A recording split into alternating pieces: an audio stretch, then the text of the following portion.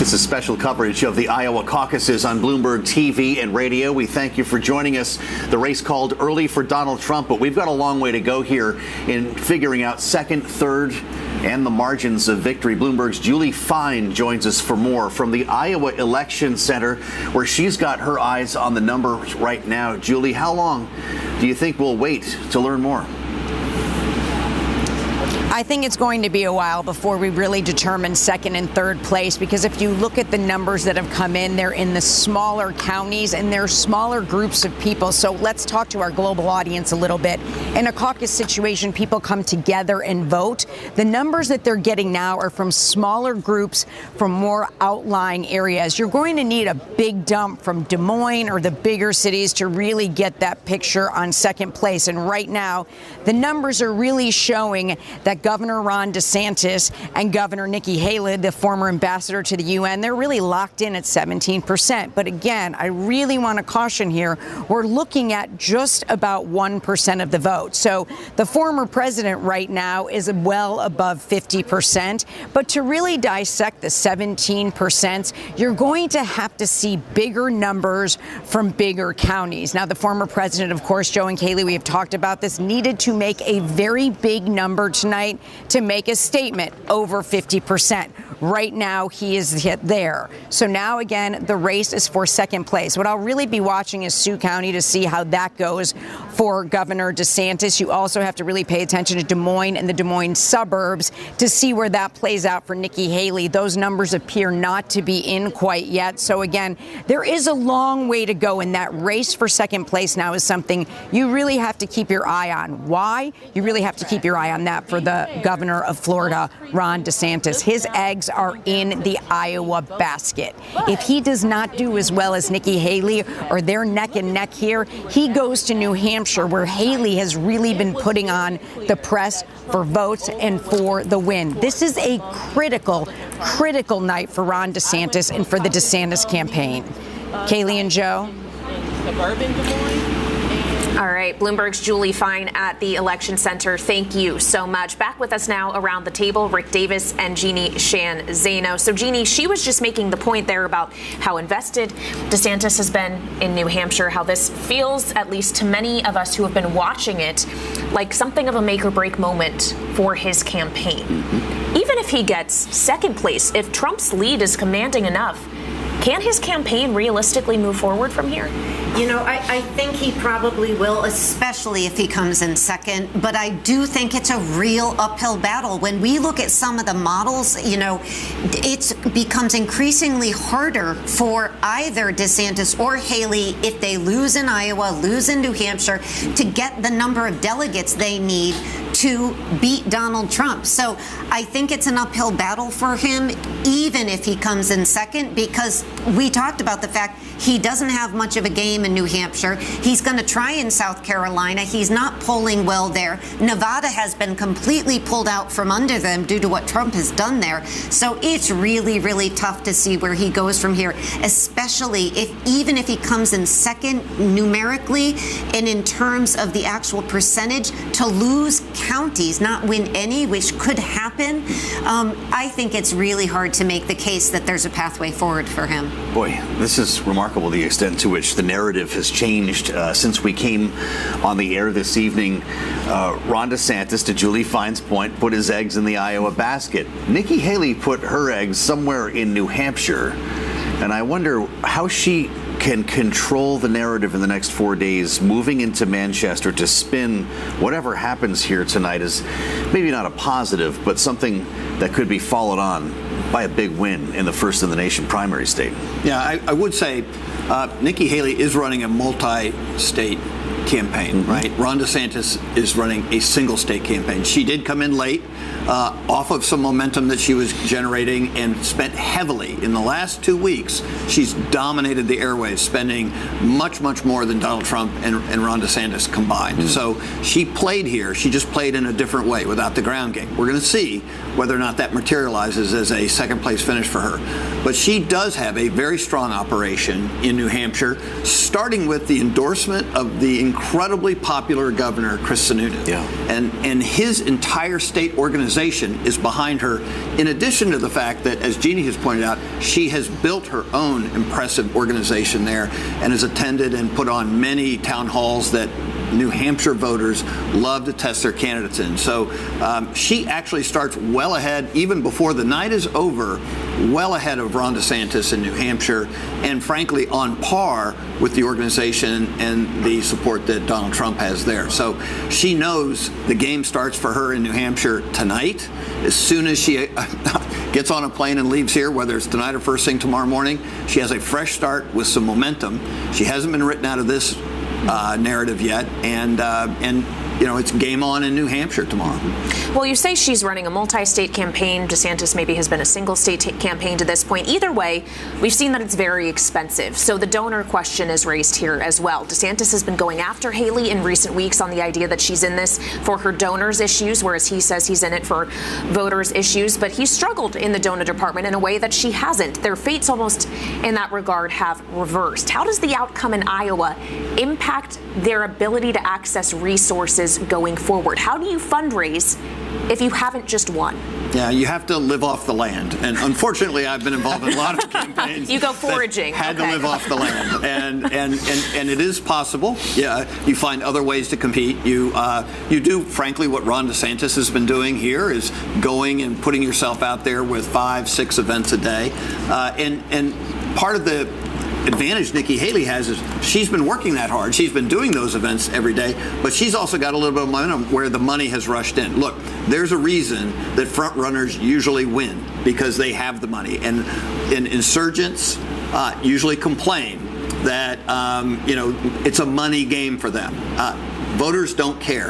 In fact, I think most voters respect the fact that a campaign can raise money, because at the end of the day, whoever is the Republican nominee, they're going to have to raise a lot of money to beat Joe Biden. He is sitting there with over $100 million cash in an account ready to wage a campaign war against the Republican nominee. See, we haven't talked about Joe Biden for most of the night. It might be the first time I've heard that name. Are they popping corks here at Biden campaign headquarters? Because the narrative was that, he wants to face Trump again. He's the one he knows he can beat. But numbers like this might make you think twice. I think they're popping them quietly. Yeah. They don't want to get out ahead of themselves. But the reality is, you look at the polls, and the national polls were showing that who could beat him? Nikki Haley. Ron DeSantis and Trump were beating him within a margin in the latest polls. But Nikki Haley had a pretty commanding lead over Biden. And so we've long thought that the Biden campaign would prefer to run against somebody as unpopular as the president is, quite frankly, and that is Donald Trump. So if that narrative continues, then I think they are quietly saying, this is where we want to be. We beat him before, we can do it again. Yeah. But I think that's a really dangerous game. Donald Trump is an incredibly good politician, as long as much as he likes to say he's not. He's great at this. And Joe Biden is as well. So I think they have to be careful what they wish for. Of course, the Bloomberg Morning Consult poll, Kailey, in the 7 swing states we've been following show Joe Biden actually has probably more to worry about than conventional wisdom might suggest. We're going to stick with Rick and Jeannie here, and we'll be back with more of our conversation live from Des Moines. Coming up, we will add the voice of a real insider, longtime Iowa political strategist David Kochel is with us next on a special Balance of Power on Bloomberg TV and radio.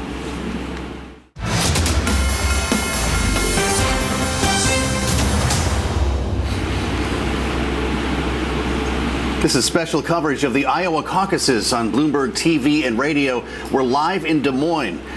And joining us now, a longtime Iowa political strategist. They call him the Dean of Iowa politics. That would be David Kochel. It's wonderful to have you at the table here in the throes of a night like this. David, we had an early call for Donald Trump, but still a lot of questions about margins and turnout as we look at these very cold people walking by. Knowing the weather was a real factor here. What are you hearing about turnout at this stage of the game? Well, it's going to be well under what was expected. Yeah. Obviously, in 2016, 187,000 people turned out.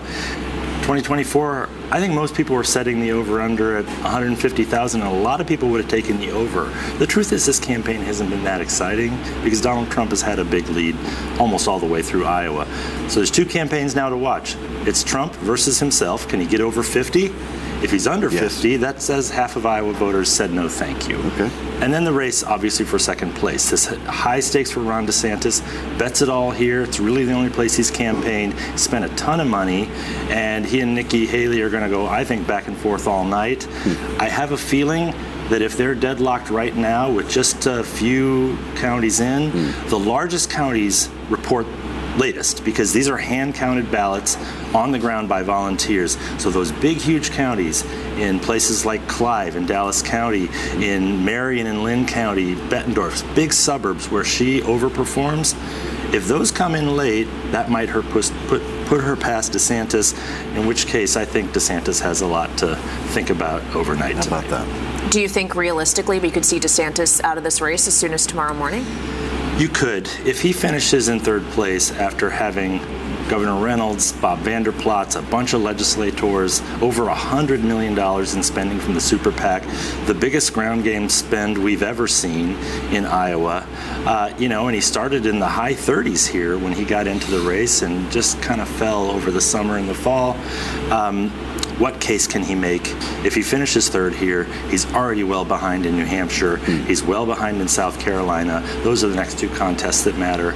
It's really hard to argue that somehow on March 5th, on Super Tuesday, he's going to be resurrected. So I don't see a path for him if he finishes third. If he's in second, maybe he has to go on to New Hampshire and see what happens. Yeah. Maybe something happens in the race that we can't foresee, but he's in tough shape if he comes out of Iowa third tonight. Before 7:30 tonight, when this race was called, and some of the other things that you've learned since then, did you expect to hear concession speeches from anyone coming out of Iowa?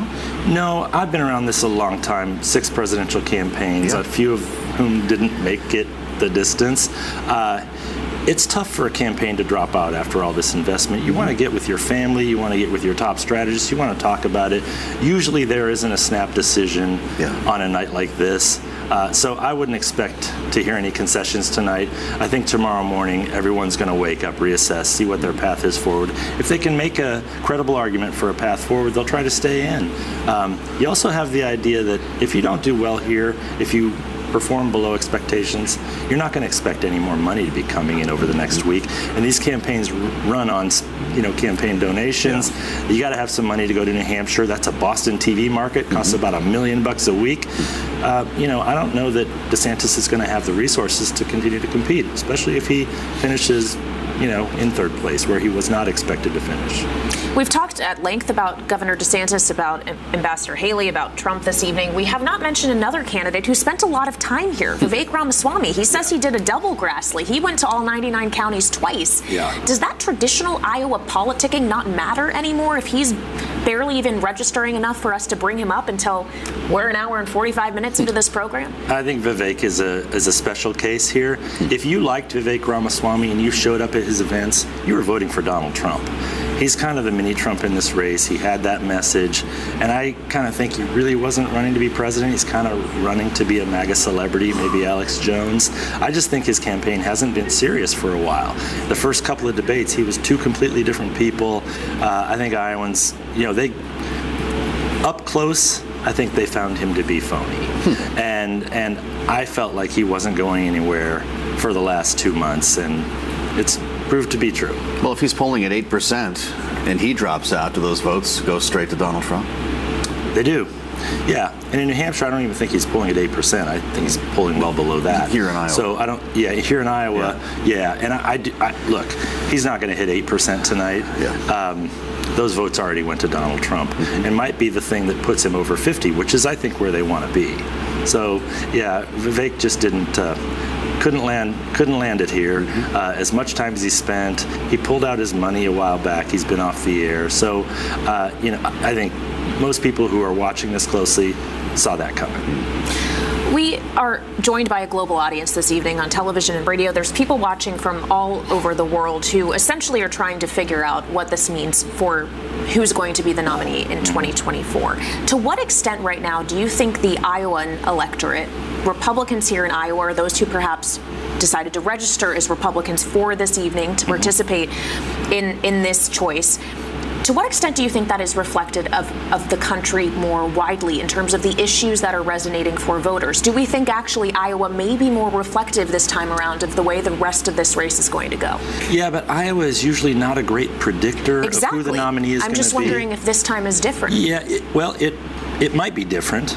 We have to go through New Hampshire and kind of see what New Hampshire does. New Hampshire likes to say, okay, Iowa, nice work, we're going to change it now. And we heard Nikki Haley joke about that a week or so ago in New Hampshire. What Iowa's job really is, and what people need to understand, we're not picking the nominee here. We're winnowing the field down to a manageable race where voters really get to say, okay, of these 2 or 3 viable candidates, now we're going to select them. We've already dispensed with a whole bunch of candidates that had high hopes coming in here. Mike Pence is out, Tim Scott is out, Doug Burgum is out. A whole host of candidates didn't even make it to Iowa. Usually we say there are 3 tickets out of Iowa. I actually think tonight there might be 2. And that would be interesting because that puts us in a one-on-one race with Donald Trump well before we saw that in 2016. We were in Florida with multiple candidates way down the calendar into March. And what Trump doesn't want, he wants to wrap this up quickly. He's got a lot of other things on his plate right now. What we need to see is, can New Hampshire maybe reverse this result, show a little bit of vulnerability with Trump if Nikki Haley were to squeak past him in New Hampshire? I think that'll scramble the national polls some. The money will flood into her campaign. And I think Donald Trump might have a race in South Carolina. He's got a lead now, but this is part of a whole, several months where he's had a dominant national lead and other states aren't paying as close of attention as they are here, where he could finish under 50, and as they are in New Hampshire. So he's the overwhelming front runner now. There is no question about that. If he were to lose New Hampshire, I think you'd watch some national polling change, and there might be a few cracks in that inevitability. All right, well, at the very least, he's claimed that first ticket out of Iowa. We're still waiting to see who gets the second. David Kochel, thank you so much for joining us here in Des Moines this evening. We appreciate it. Thank you. Now coming up, we'll be back with Rick Davis and Jeannie Sheehan Zaino to help close out this night. Special coverage of the Iowa caucuses on Bloomberg Television and radio. This is special coverage of the Iowa caucuses on Bloomberg Television and radio. We're getting more numbers out throughout this evening after the race was called for former President Donald Trump, and Bloomberg's Tyler Kendall is here with the latest. Tyler, what else do we know? What are the figures telling us? Yep, Kailey. So now about 36% of the expected vote is in, and that includes most of eastern Iowa and also central Iowa. I want to pull out 2 counties. One is Polk County, where we are here in Des Moines. That is trending towards former President Trump, as well as Dallas County. That is right to the west of us. It is the fastest growing county in Iowa. These 2 counties very populous, but also considered more moderate, places where Nikki Haley has really been focusing her campaign attention. Interesting, too, Dallas County. Mitt Romney in 2012 in that general election, he won it by 12 points. Trump then won it by 9 points, but the last election, he only won it by 2. So this was an area that Nikki Haley's campaign has really been targeting, trying to get those moderate voters. These were the central counties that I think she was hoping to make a splash in tonight. All right, Tyler, thank you so much. And as we close out the program this evening, Joe, we got to bring in our closers, as we always do. That's correct. There's only one closing panel, and that's Rick Davis and Jeannie Sheehan Zaino. This moved fast tonight. We're not done.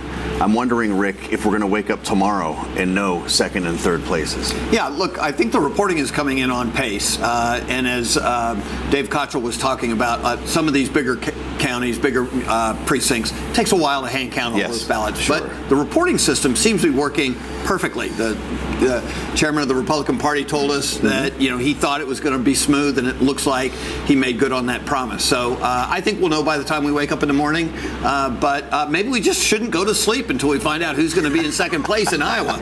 Well, none of us are planning to, let's be honest. Volunteering all of us for all-nighters here, Jeannie. I just had something hit my inbox from Gavin Newsom, the governor of California. A short while ago, Donald Trump won the Iowa caucus. He is now one step closer to becoming The Republican nominee then goes on to ask for donations. How does this shape the race beyond just the Republican primary, but as President Biden is actively engaged in general election politics right now?